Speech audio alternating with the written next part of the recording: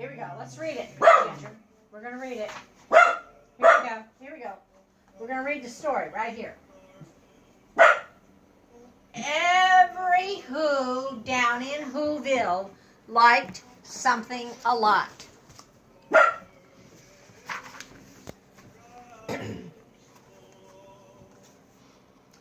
But the Grinch, who lived just north of Whoville, did not. The Grinch hated Christmas the whole Christmas season. Now, please don't ask why. No one quite knows the reason. It could be his head wasn't screwed on just right. It could be perhaps that his shoes were too tight. But I think the most likely reason of all may have been that his heart was 2 sizes too small.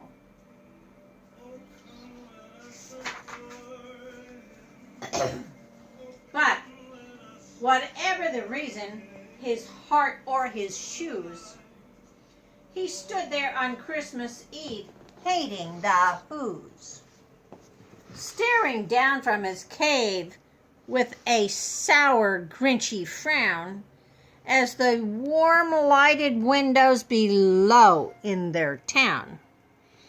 For he knew every Who down in Whoville beneath was busy now hanging a mistletoe wreath.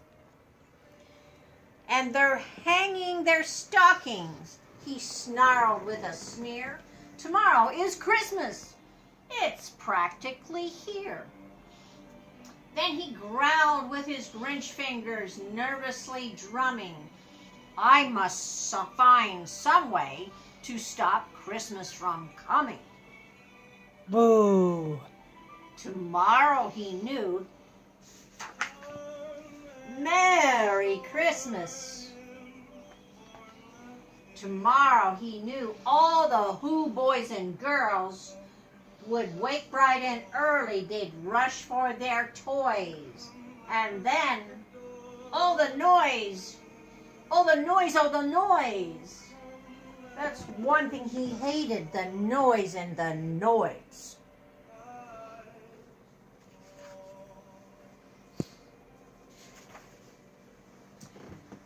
Then the Who, young and old, would sit down to a feast, and they'd feast and they'd feast, and they'd feast, feast and feast.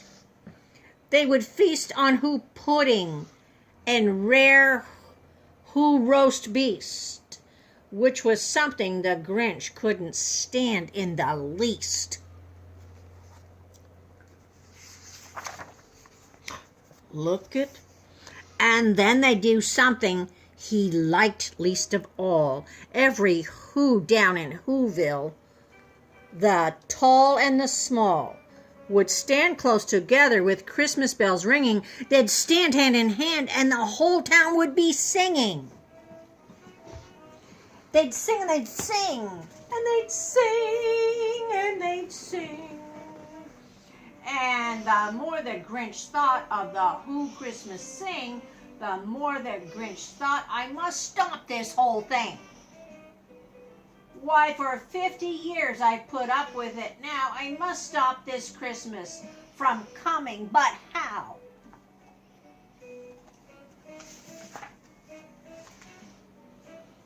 Then he got an idea, an awful idea. The Grinch got a wonderful, awful idea. I know just what to do, the Grinch laughed in his throat, and he made a quick Santa Claus and a coat.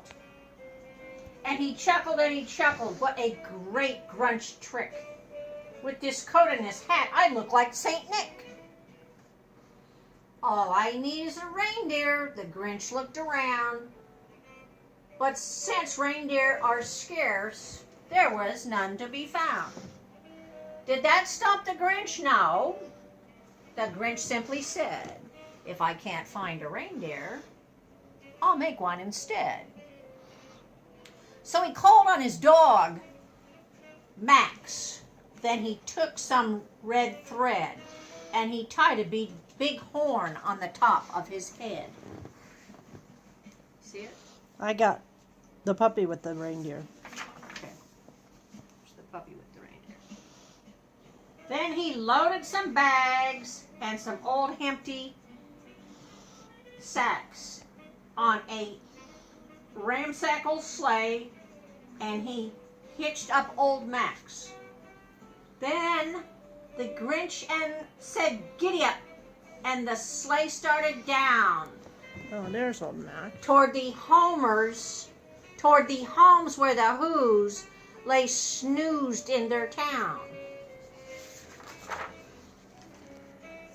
All their windows went dark. Quiet snow filled the air. All the Who were dreaming sweet dreams without a care. When he came to the first little house on the square, this is stop number 1. The old Grinch hissed, and he climbed to the roof, empty bags in his fist.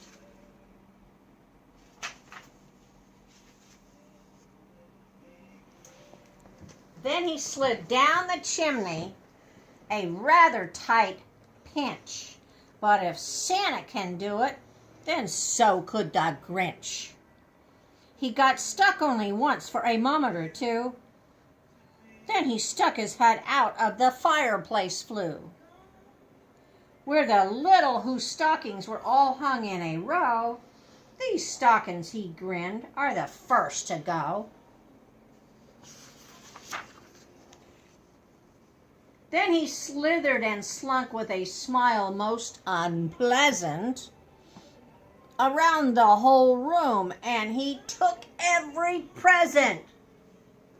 Popguns and bicycles and roller skates and drums and checkerboards and tricycles and popcorn and plums.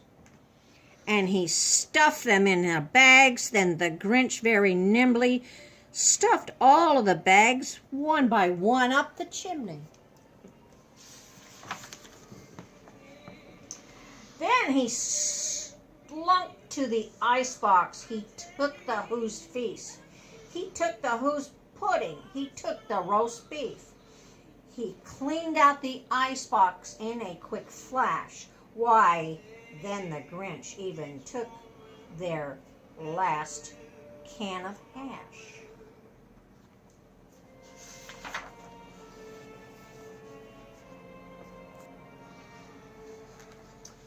Then he stuffed all the food up the chimney with glee, and now, grinned the Grinch, I'll take the tree.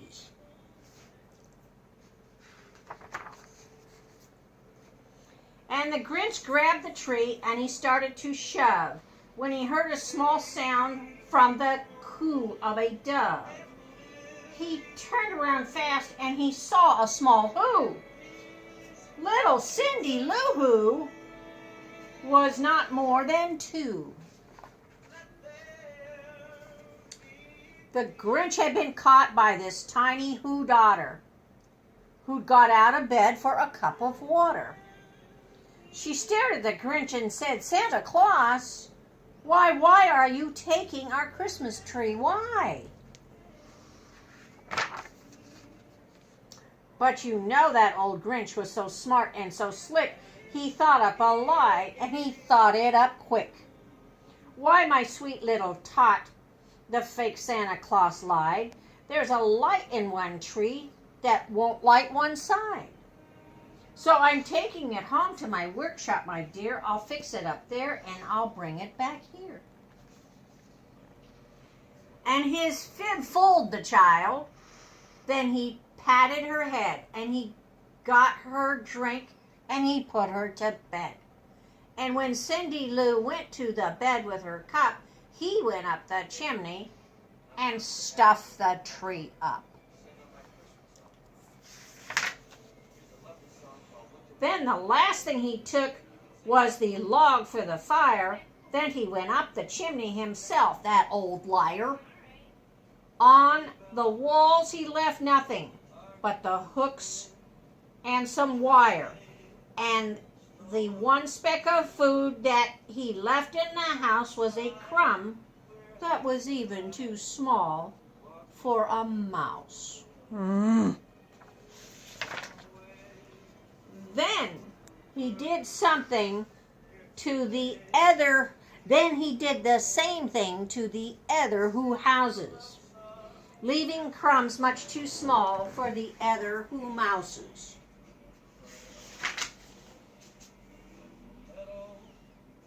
It was 1:15 dawn. All the who's still in bed, all the who's still a snoozing. When he packed up his sled, he packed it up with all their presents, the ribbons, the wrappings, the tags, and the tinsel, the trimmings, the trappings. These 3,000 feet up the side of Mount Crump. He rode with his load to the tip-top to dump it. Pooh-pooh to the who's. He was grinchiously humming. They're finding out now that no Christmas is coming. They're just waking up. I know just what they'll do. Their mouths will hang open a minute or two. Then the who's down in Whoville will all cry boo-hoo. There's a noise, grinned the Grinch, that I simply must hear. So he paused, and the Grinch put his hand to his ear. And he did hear a sound rising over the snow. It started in low, then it started to grow.